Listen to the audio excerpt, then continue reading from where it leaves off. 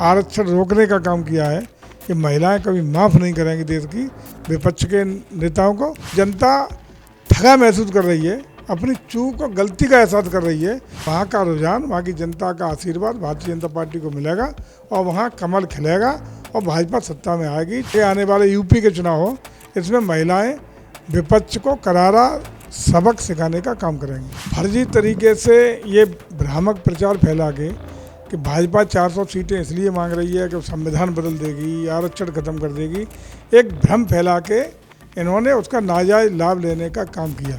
जो पहले चरण का खास करके मतदान हो रहा है बंगाल में, वहाँ भाजपा 80% सीटें जीतेगी। वहीं दूसरी तरफ अखिलेश यादव हैं, वो ममता बनर्जी की फिर से सरकार बनने का दावा कर रहे हैं। बंगाल में पहले चरण के मतदान के तहत 16 जिलों की 152 विधानसभा सीटों पर मतदान हो रहे हैं और इन्हीं मुद्दों पर बातचीत करने के लिए हमारे साथ योगी सरकार के मंत्री जयवीर सिंह जी हैं। जिस तरीके से आशंका जताई जा रही थी बंगाल चुनाव और हिंसा को लेकर, मुर्शिदाबाद से खबर आई है कि एयूजेपी के जो संस्थापक रहे हुमायूं कबीर और टीएमसी समर्थकों के बीच झड़प हुई है, क्या कहेंगे? देखिए, बंगाल में स्वतंत्र रूप से चुनाव हो, निष्पक्ष चुनाव हो, हर मतदाता को अपना मताधिकार करने का स्वतंत्र रूप से अधिकार मिले, कोई हस्तक्षेप न कर पाए, इसके चाक चौबंद प्रबंधन भारत निर्वाचन आयोग के द्वारा किया गया है और उसी के तहत अभूतपूर्व सुरक्षा अधिकारियों की तैनाती, पर्यवेक्षक, सेंट्रल फोर्सेस और अन्य जो भी माइक्रो मैनेजमेंट हो सकता था वो भारत निर्वाचन आयोग के द्वारा चाक चौबंद देने का काम किया गया है।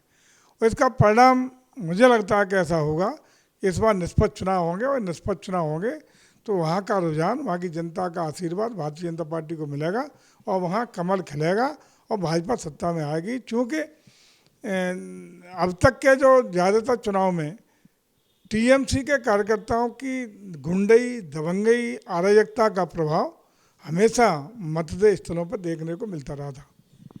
कांग्रेस से इस समय लोकसभा में नेता विपक्ष बात की जाए राहुल गांधी की, तो उन्होंने कहा है कि भाजपा की जो विचारधारा है वो संविधान विरोधी है और हम लोग संविधान का जो है सम्मान करने वाले हैं और सीधे अगर सामने सामने की लड़ाई में जो है वो कांग्रेस ही भाजपा को टक्कर दे सकती है। बंगाल चुनाव को लेकर लोगों से वोट की अपील करते हुए उन्होंने ये बातें कही।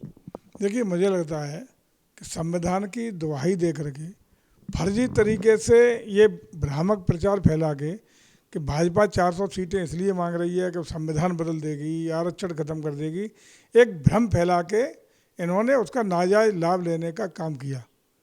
लेकिन काठ की आड़ी एक बार चढ़ती, बार बार नहीं चढ़ सकती। अब जनता ठगा महसूस कर रही है, अपनी चूक और गलती का एहसास कर रही है, इसलिए अब संवैधानिक जो वातावरण बनाने का, संविधान तोड़ देंगे, आरक्षण खत्म कर देंगे, ये अब कोई इनकी बात सुनने वाला नहीं और ये दोबारा काट के अड़िए चलने वाली नहीं।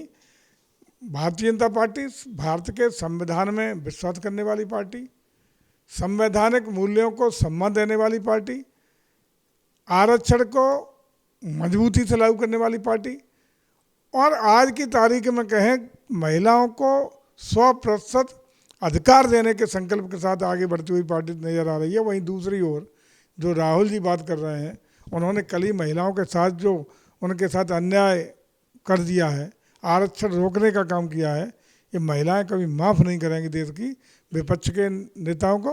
और इसके परिणाम चाहे बंगाल चुनाव हो, अन्य राज्यों के चुनाव हो, तमिलनाडु का चुनाव हो या आगे आने वाले यूपी के चुनाव हो, इसमें महिलाएं विपक्ष को करारा सबक सिखाने का काम करेंगी। एक आखिरी सवाल मंत्री जी, जिस तरीके से सीएम योगी ने भी वहाँ ताबड़तोड़ रैलियाँ की, उन्होंने ये दावा किया कि जो पहले चरण का खास करके मतदान हो रहा है बंगाल में, वहाँ भाजपा 80% सीटें जीतेगी। वहीं दूसरी तरफ अखिलेश यादव हैं, वो ममता बनर्जी की फिर से सरकार बनने का दावा कर रहे हैं।